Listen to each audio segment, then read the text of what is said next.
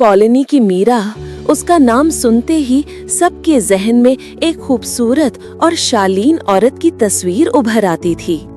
उसकी सुंदरता सिर्फ चेहरे तक सीमित नहीं थी, बल्कि उसके उठने, बैठने, बोलने और मुस्कुराने के तरीके में भी झलकती थी। एक सहज आकर्षण था उसमें। राकेश, उसका पति, एक मेहनती इंसान था। अंजलि, उनकी 7 साल की बेटी, अपनी माँ की परछाई थी। ये तीनों एक खुशहाल परिवार थे। कॉलोनी में उनकी एक अलग पहचान थी। मीरा हर किसी के सुख दुख में शामिल होती थी। प्रिया उसकी सबसे अच्छी सहेली थी। फिर एक दिन उनकी जिंदगी में तूफान आ गया। राकेश जब शाम को लौटा तो उसका चेहरा उतरा हुआ था। उसे नौकरी से निकाल दिया गया था।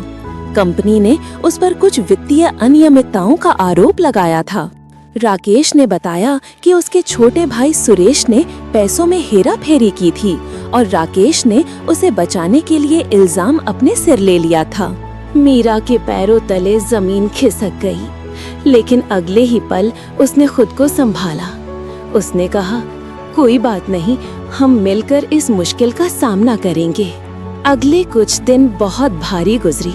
कॉलोनी में ये बात फैल गई कि राकेश को निकाल दिया गया है। लोग फुसफुसाते, दूर से देखते। अंजलि को स्कूल में उसके दोस्त चिढ़ाने लगे। एक शाम वो रोते हुए घर आई। मीरा का दिल तार तार हो गया, लेकिन मीरा ने अपना धैर्य नहीं खोया। सुबह वो पहले की तरह उठती, घर का सारा काम करती। उसकी आंखों में दर्द जरूर था, लेकिन वो दृढ़ संकल्प से भरी थी। घर के खर्च चलाना मुश्किल हो रहा था। राकेश हताश रहने लगा था। अपने कमरे में चुपचाप बैठा रहता। मीरा ने तय किया कि वो कुछ करेगी।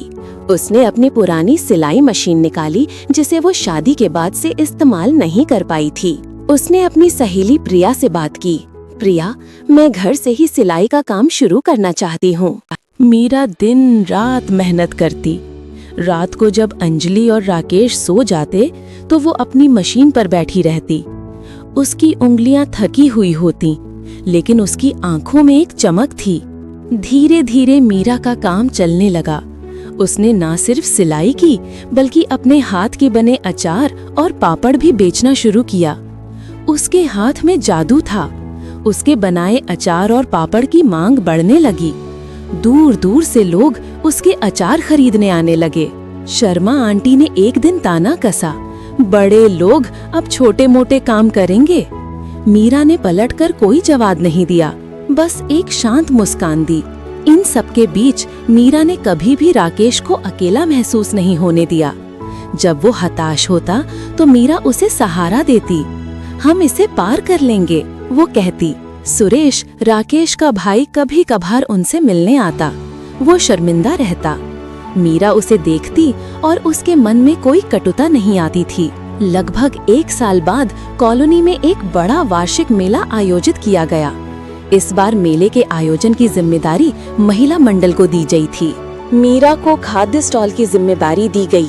उसने अपनी पुरानी रेसिपीज को नए अंदाज में पेश किया और उसके स्टॉल पर सबसे ज्यादा भीड़ जुटने लगी। मेले के दूसरे दिन अचानक भारी बारिश शुरू हो गई।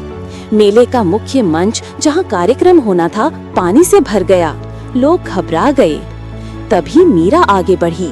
घबराइए नहीं, हम इसे ठीक कर सकते हैं, उसने शांत आवाज में कहा। उसने खुद भी लोगों के साथ मिलकर मिट्टी हटाने में मदद की। उसके इस अप्रत्याशित साहस और नेतृत्व को देखकर सब हैरान रह गए।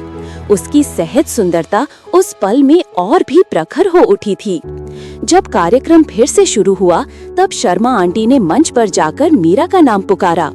हम सब ने, खासकर मैंने, तुम्हारे बारे में कितनी गलत धारणाएं पाल रखी थीं। मुझे माफ कर दो मीरा। ये क्षण मीरा के लिए बहुत भावनात्मक था।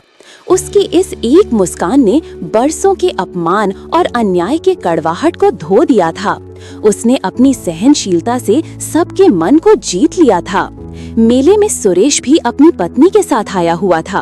उसने दूर से ये सब देखा। मीरा के इस सम्मान ने उसे अंदर तक हिला दिया। रात में वो राकेश और मीरा के घर आया। उसकी आंखों में आंसू थे। उसने राकेश के पैर छूकर माफी मांगी और पहली बार मीरा के सामने उसने अपनी गलती स्वीकार की।